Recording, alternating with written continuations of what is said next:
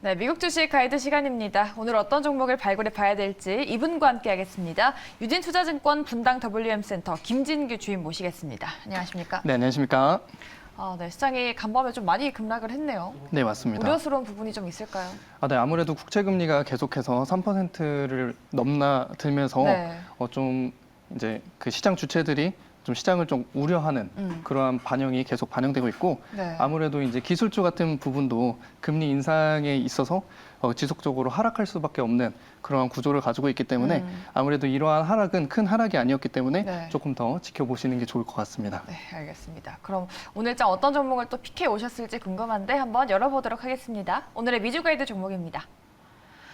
네, 오늘 페이팔홀딩스 가져오셨습니다. 저점 매수의 기회라고 하셨는데 아무래도 기술주가 좀 안 좋다고 말씀을 하셨는데 그래도 저점 매수 관점에서 봐야 될까요? 네, 맞습니다. 페이팔 같은 경우에는 이제 핀테크 1위 업체로 네. 많은 사람들이 굉장히 관심이 많았던 기업인데요. 그렇죠. 21년에는 이제 $300를 돌파할 만큼 굉장히 고공행진을 했다가 현재는 이제 지금 기준으로 봤을 네. 때는 마이너스 75%. 엄청나게 많이 빠진 수치를 보여주고 있는데 최근에 쭉쭉 빠지고 있잖아요. 네, 맞습니다. 하지만 이제 페이팔 홀딩스를 좀 분석을 해보면 네. 기본적인 분석이나 기술적인 분석으로 봤을 때 지금 현재 이 시점에서 이 밸류에이션은 굉장히 싼 밸류에이션이 아닌가 하고 생각하고 있기 때문에 이 종목을 한번 가져와 봤습니다. 네, 페이팔 저도 미국에 있을 때 좀 많이 썼던 그런 어플인데 어떤 기업인지부터 한번 간단하게 들어볼게요. 네, 알겠습니다. 일단 글로벌 전자 결제 서비스를 제공하고 있고요. 우리나라 사람들 같은 경우에는 해외 상품을 직구하거나 아니면 이제 그 송금을 한다거나 이럴 때 굉장히 많이 사용하는 페이팔이고요. 네. 또한 이제 소비자와 상인들에게 디지털 모바일 결제 이제 기능을 제공하고 있고 암호화폐, 기프트 카드, 또 포인트와 연동하여서 수많은 이제 P2P 거래뿐만 아니라 자산 관리까지 하나의 어플로 가능합니다. 대표적으로는 이제 모바일 어플리케이션인 벤모와 이제 줌이 존재하고 있고요.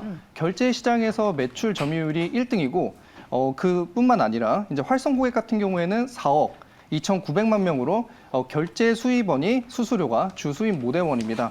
그렇기 때문에 매출 구성을 살펴보시게 되면 90%는 수수료에서 나오고 있고요. 10%는 기타 수수료에서 기타 서비스에서 나오고 있습니다. 미국에서 55%, 또 영국에서 10%, 기타 지역에서 35%가 나올 만큼 좀 매출은 좀 다각화돼 있다라고 말씀드릴 수 있겠고요. 네. 핀테크 시장 같은 경우에는 굉장히 고도 성장하고 있습니다. 2030년까지 18.2%의 고성장이 예상되고 있는데요. 최근에 이제 시장 선호도 조사에서 스마트폰에 설치된 결제 어플 중에서 페이팔이 사람들에게 가장 긍정적인 서비스로 여겨지고 있기 때문에 지금 현재 매출 성장성이 좀 끊겼다는 우려에도 불구하고 향후 장기적으로 봤을 때는 더욱 성장 가능성이 있는 기업이라고 판단되고 있습니다. 네, 국내에서도 해외 직구할 때 많이 쓰는 게 또 페이팔이잖아요. 앞으로의 미래가 좀 기대가 되는 기업입니다. 디지털 결제 시장이 고성장 예상된다라고 하셨는데 예상이면은 이런 수혜가 아직 실적에 좀 찍히진 않았나요? 지금 현재 2021년까지는 실적이 굉장히 좋았었는데요. 아무래도 코로나 수혜로 인한 결제량의 증가, 또 그 자금이 풀리면서 그러한 총 결제 금액이 늘어나면서 네. 수혜를 많이 봤었는데요. 이번에 페이팔홀딩스가 많이 주가가 하락한 이유는 아무래도 2021년 4분기 실적이 발표되면서였습니다. 실적은 나쁘지 않았지만 2022년 실적 가이던스가 굉장히 시장 예상치보다 나쁘게 나오면서 앞으로 이제 2022년 1분기 실적이 굉장히 중요해진 부분인데요. 왜 낮췄을까요? 이번에 낮추게 된 계기는 아무래도 금리 인상으로 인해서 좀 소비가 좀 줄어들 부분도 있고 네. 다양한 요소들이 작용했다고 지금 판단되고 있습니다. 그렇기 때문에 이번 실적이 중요했는데 이번 실적을 한마디로 요약을 드리자면 네. 시장의 예상치만큼은 했다라고 판단드릴 수 있겠는데요. 매출 같은 경우에는 전년 대비 7.8% 증가했고 컨센서스를 약간 상회한 부분입니다. 그리고 EPS 같은 경우에는 0.88달러를 기록하게 되면서 컨센서스와 거의 근접한 모습을 보여주고 있고요. 총 결제 금액 같은 경우에는 3,230억 달러를 기록하게 되면서 전년 대비 13% 증가한 모습을 보여주고 있습니다. 네. 또한 이제 신규 활성 계정도 굉장히 중요한 부분인데요.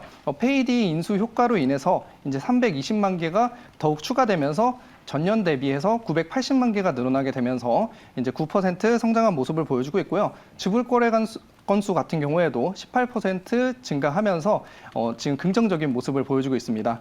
하지만 이제 영업이익률 같은 경우에는 이제 6.3% 하락한 모습을 보여주면서 11%를 보여주고 있는데 이 우려는 다소 실망감이 있겠지만 기술 및 개발에 대한 투자로 인해서 이렇게 영업이익률이 조금 낮게 나왔기 때문에 좀 걱정하실 이유는 없다고 보고 있고요. EPS 같은 경우에도 감소가 했지만 아무래도 러시아 우크라이나 전쟁으로 인한 이슈로 러시아 거래 서비스 중단이 포함되면서 이렇게 좀 안 좋은 모습을 보여주게 됐습니다. 하지만 이제 현재 1분기 기준으로 봤을 때 자사주 매입이 1,100만 주가 이루어지고 있고 이를 이제 가치로 환원하면 15억 달러로 주주들에게 환원하고 있는 상태이기 때문에 아무래도 경영진들이 굉장히 주가에도 좀 신경을 쓰고 있는 부분이다라고 평가드릴 수 있겠습니다.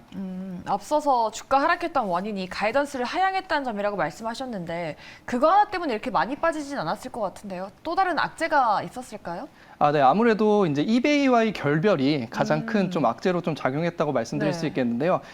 페이팔 같은 경우에는 원래 이베이와 분사를 하게 되면서 이베이에 이제 나오게 되었습니다. 다른 회사로요. 근데 이제 그렇게 되다 보니까 이제 결제 시스템을 이용하게 되었는데 그 결제 시스템을 이제 이베이가 자체 결제 시스템으로 바꾼다고 하면서 네, 아무래도 사람들의 우려가 더욱 커졌습니다. 네, 앞서서 금리 인상도 악재라고 말씀하셨는데 최근에 증시에서 성장주가 타격을 받으면서 뭐 페이팔, 블록 등 이런 동종업계 밸류도 하락했다는 말들이 있었는데 그런데도 왜 페이팔을 좀 눈여겨봐야 될까요? 페이팔 홀딩스 같은 경우에는 역시 이제 위기를 느끼고 사업 다각화를 위한 성장 활동을 지속하고 있고요. 하반기에 이제 아마존과의 이제 통합 계획을 진행 중에 있고 또 최근에 이제 아메리칸 익스프레스와 또 시티뱅크와 전략적 파트너십을 맺어가면서 네. 지금 현재 사업 다각화를 굉장히 노력하고 있습니다. 또한 주목해 보실 만한 점이 벤모의 성장입니다. 벤모 같은 경우에 이번에 매출이 60%가 성장하게 되면서 앞으로 향후 이제 페이팔의 미래 기대 수입원으로 굉장히 기대감을 키워주게 되었습니다.